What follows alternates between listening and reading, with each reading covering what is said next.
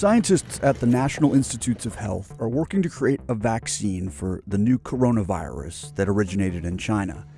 But they're not starting from scratch. They're employing an approach called vaccine rapid response platforms. It involves high-tech methods that have the potential to shave years off of development time. Ideally, they'd offer protection while an epidemic was still spreading, instead of years later. Within weeks of the world learning about the Wuhan outbreak, Chinese scientists uploaded the novel coronavirus's genetic sequence to a public database that allowed teams around the world to start designing a vaccine. Traditional methods require an actual sample of the virus. Typically, scientists inactivate a virus using special chemicals before it's put into a vaccine.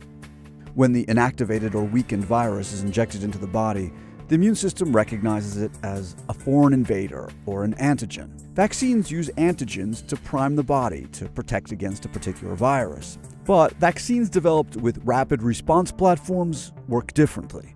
Rather than directly injecting antigens into the body, these types of vaccines typically send instructions to cells in the body. It gets the cells to produce antigen proteins that are specific to the virus it's designed to defeat.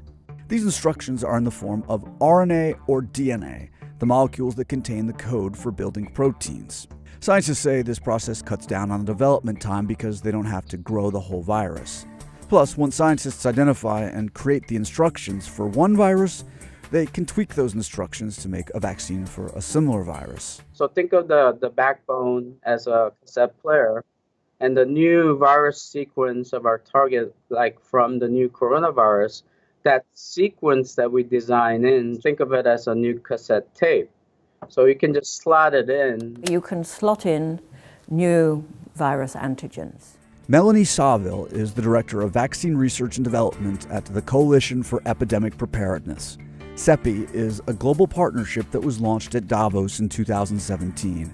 We were actually formed specifically to look at this type of situation. In this situation, the emergence of a new coronavirus, CEPI is funding several teams from around the world that Saville says are each independently working from the platform model. The sort of technologies that we are looking at, but some of which are really quite pioneering, can really move very quickly.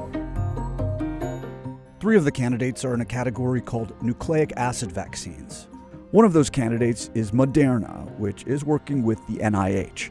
They're developing a vaccine on a platform that uses a part of the virus's genetic code called messenger RNA, or mRNA. So again, unlike the conventional approach, with mRNA vaccine platforms, it's our own body's cells, rather than lab techs, that produce the antigen proteins that are like the ones made by the coronavirus. Your immune system then will be stimulated and develop antibodies to the virus, so that when you see it again, it can immediately recognize the virus and prevent you from becoming sick. More and more people are becoming sick from the novel coronavirus. As the race for a viable vaccine continues, public health officials don't know how bad the situation will be by the time they hope to have a vaccine ready for widespread distribution. Normally, vaccines will take years to get into the clinic, so the sort of technologies that we are looking at can really move very quickly. So an example of that is getting from identifying the sequence of the virus to developing the vaccine, doing all of the preclinical testing, manufacturing, and getting into the clinic in 16 weeks. So, around 4 months. During the 2003 SARS outbreak, that process took 20 months.